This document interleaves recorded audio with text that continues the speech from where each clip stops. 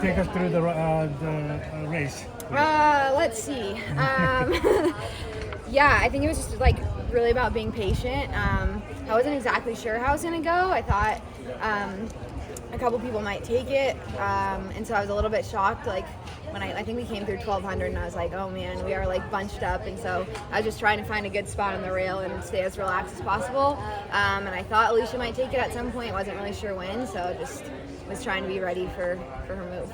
That was an explosive move in the last lap. Did you know you had that kind of snap in your leg? Yeah, I mean, we were kind of trying to decide between running the 15 and the 10, and I was trying to convince Jerry to let me do the 15, and so I think toward the end, I was like, if I can't run the 15, then I'm going to turn this last K into, like, I feel like we've been doing kind of a lot of 1500 work and been feeling like really good at that pace, so I was kind of trying to channel the end of a 15 at the end of the 10K. So you turned the 10 into the 15. Yeah. When was the decision made then to do the 10 and not 15? Pretty last minute. Yeah, like we ended up entering in all three, and was kind of waffling back and forth for a while, even like a couple days before. Jerry was like, I think we should do the 10 and the 5, and I was like, yeah, but I was still convinced. And then I actually had told a couple of my teammates, I was like, if I'm in the first heat of the 15, I'm going to take it as a sign from the universe that I should do the 15. And then the heats came out, and I was in the first heat. But yeah, I'm glad that I ended up doing the 10. So yeah, but I'm excited to watch the 15. I feel like it's really loaded this year, and I'm excited to watch that on Saturday. Most milers are dragged kicking and screaming into the 10,000. I guess what was your thought process to embrace that distance? Yeah, it's definitely been a learning curve. I think that's what we're talking about. Like, the patience is definitely hard. I think coming from running the 15 in college, like, I like a race where you're like amped from the minute it starts and you're going hard, and so I think that's been something that I've had to learn with the 10 is like how to really be patient when you look and you see like 15 laps to go and you're like, I got to save my energy for the end. But like I said, I think that helps me get excited for like that last like mile, last K, because once I am patient and get to that point, I feel like I'm like, okay, my miler side can come out now. So yeah. Having that confidence in your closing speed, and with only 3 of you having the standard, how comfortable did that make the race for you? Knowing that all you basically had to do was kick for a win, basically. Yeah. I mean, I think it's hard. Like, even, when people have the standard, it's like you're still competing for the win, and like there's still a lot of really good people around. And I think, again, that's just about like I was trying to stay really relaxed, especially when it gets all packed up and everything. So yeah, staying relaxed and trying to conserve to like have that kick at the end. Because I think I've been in a lot of races where I don't think I'm wasting that much energy, but like when you waste a little bit here or there, you're running on the outside, it's like just that pop isn't quite there. So I was really trying to save that energy for a good last couple laps. Was there any UCLA a few weeks ago? You looked really uncomfortable the last kilometer of that race. Oh yeah. Compared to today, what was the difference between then and now?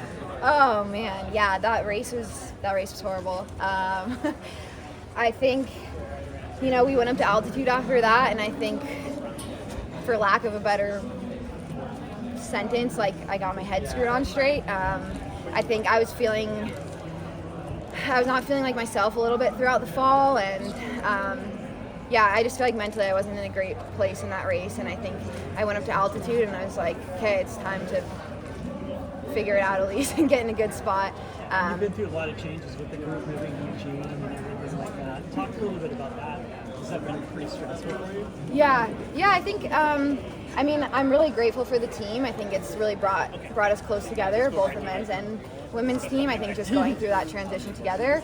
I think being here this weekend, it was a positive thing. Like, I think that brought me a lot of calm before the race. Just when we were, even doing strides and checking in, it was like, this is where we've worked out for the last 6 months, and so you kind of are like, this feels like as close to a home field advantage as you can get at this point. Did you stay in your own apartment? I did not stay in my own apartment. We're staying in a hotel. But it was like totally different coming back this time, like having a place compared to usual. But yeah, there's just been a lot of like change and transition, and yeah, with the team, and yeah, it's like, yeah. So I'm grateful for the last 5 weeks and being at altitude with everyone, going back to Park City, which is kind of what we normally do. So that felt a bit more like, okay, this is like our normal routine. This is what we normally do. Was there any point during the race, during the 10K, where you were like, oh crap, maybe I should have run the 15? Like, did you have any pause throughout the whole race? No, luckily no, because I think that was, when I talk about like, I literally was like, when did we came here Tuesday, and like Sunday and Monday night I was waffling and I was like, this is not good. Like, this is like not a good place to be. And I think that was like the biggest thing with making the decision is like, I don't want to get in a race and like regret and wish that I did the other one. So I'm very grateful that I wasn't thinking about that during the race. And I think Jerry was helpful with that. It was like, once we finally made the decision, it was like, okay, like we need to move forward. We can't think about like, what if. What helped you get your confidence back up at altitude camp specifically? Obviously the routine, being there a couple times, but like from a workout perspective, like what made you feel like you were ready to do either one of the events? Yeah, ooh, that's a good question. Yeah, I think just feeling a bit more like myself in the workouts, and I think, I don't know, I'm trying to think.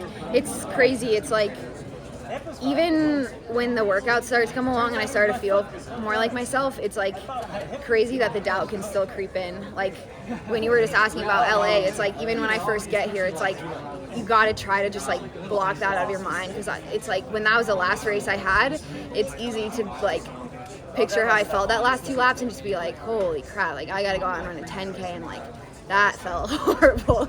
But I think it's like, yeah, it's about just like, okay, 5 weeks. I was like, I feel like I'm in an entirely different place, and just trying to like completely wipe that from your mind and just be a different athlete. Good job. Well, thank you. Yeah.